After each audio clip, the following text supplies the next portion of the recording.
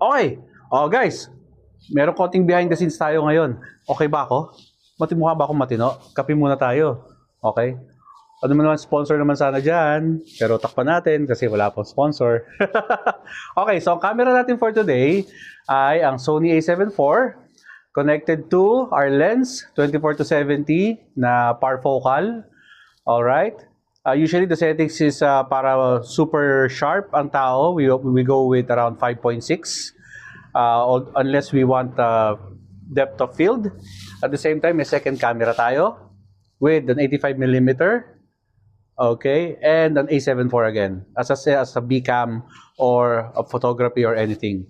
Now, we'd like to discuss ano yung setup natin. This is our setup sa corporate or any setup na kailangan, documentary, any job na gano'n na kailangan namin ng professional lighting, maayos and clear na documentation. We got this.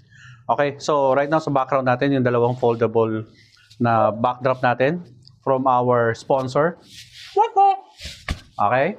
And we have a 300 watts na sana naman na lighting with I think this is a 85 centimeter softbox na merong grid. Okay, so you can see the grid.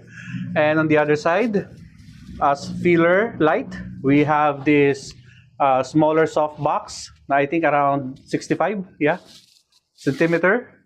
Okay, aperture connected to a C-stand right there with 23 watts of percentage power at 5600 Kelvin. Okay, by the way, yung isa is ang setting niya right now dahil 300 watts siya. Let me show you guys. Ang setting natin dito ay 47% at again 5600 Kelvin para daylight color accurate tayo.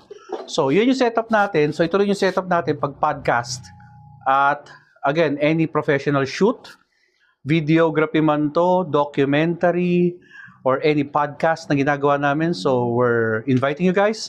If you need any professional work, documentation, video production team, or any social media strategy, we got you. Again, also marketing strategy as well. So, we got you. Let us know. You can ask us.